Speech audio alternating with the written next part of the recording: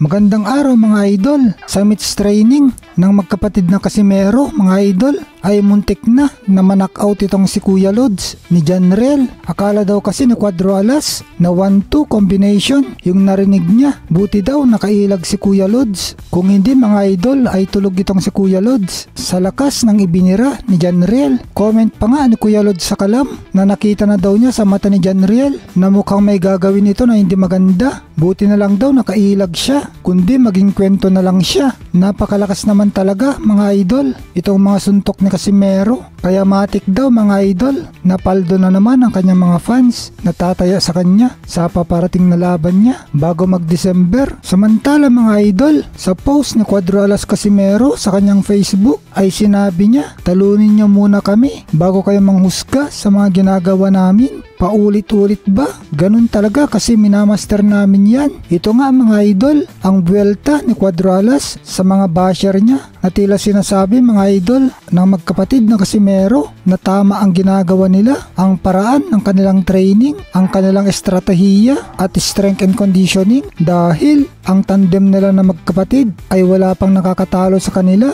Ito ang huling laban nila ay round 1 lang ang kanyang kalaban na si Saul Sanchez. Sabi naman ng isang commenter mga idol na si Casimero daw ay isang example sa mga atletang Pinoy na kahit binabagyo ng pagsubok ay proud pa rin, maangas pa rin na nakatayo sa sariling mga paa. At isa pa daw, pagdating sa international fight, pang world class talaga ang dating. Grabe ang performance, unbelievable. Dapat daw ganito lahat ng atletang Pinoy, hindi sumusuko, hindi umuurong, hindi tinatablan ng panghihina ng loob. Dapat matatag at naghihintay lang ng pagkakataon. Kaya ang resulta, laging panalo at paldo sa kita, diskarte na walang sukuan dahil may pangarap na hindi shortcut, dinadaan sa paghihirap sa training at pagsubok sa karera. Makikita rin mga idol sa videong ito na grabe ang laki ng mga binti na Casimero nakahawig kay Manny Pacquiao. Kaya nga dahil dito mga idol, sila ni Manny Pacquiao ang pinakamahusay na boksingero sa Pilipinas dahil parehas sila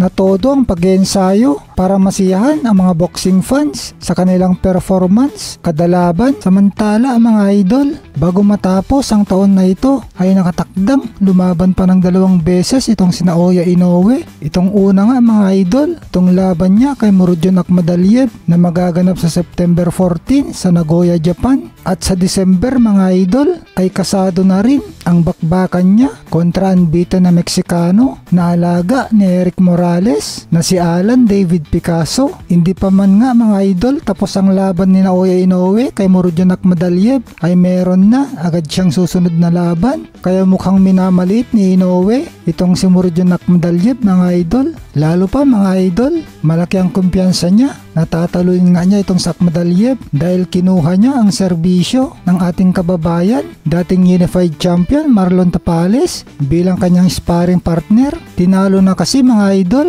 ni Marlon Tapales si Murodjon Akhmadaliev, kaya kumuha na itong si Inoue ng tips kay Marlon Tapales na siguradong magagamit niya para talunin si Murodjon Akhmadaliev. Isang linggo na lang mga idol mula ngayon ay magaganap na ang kanilang laban. Kinumpirma nga mga idol ni Salvador Rodriguez ng ESPN na nakatakda na ang lumaban ulit si Naoya Inoue sa December 27. Sinasabi naman mga idol ng ilang mga tao na ang pinakamabigat na hamon daw para kay Inoue ay itong si Murodjon Akhmadaliev, kaya posible daw na ma-upset si Inoue ni Murodjon Akhmadaliev. Pero mas marami mga idol ang nagsasabi na walang panama itong si Akhmadaliev kay Inoue at mananakaut lang ito sa ilang rounds. Samantala mga idol, kapag tinalo ni Naoya Inoue itong si Murodjon Akhmadaliev, pati na rin si David Picasso, ay may tsansa itong kababayan niya na kapwa niya superstar na si Junto Nakatani na makalaban siya.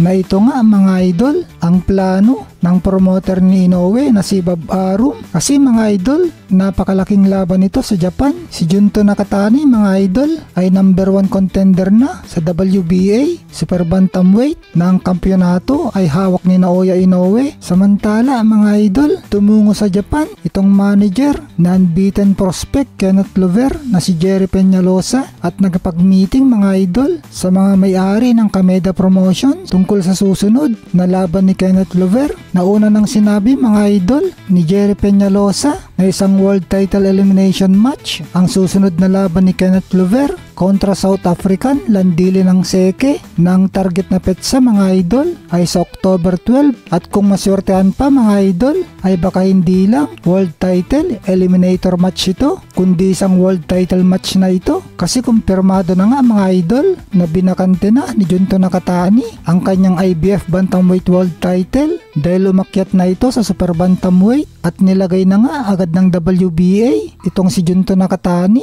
na number 1 contender nila sa Super Bantamweight kaya posible nga mga idol na world title fight na ang paglalabanan ni na Kenneth Lover at Landili ng Seke. Kung magkaganon mga idol, napakaswerte naman ni Kenneth Lover sa edad na 22 years old ay magiging world champion na siya.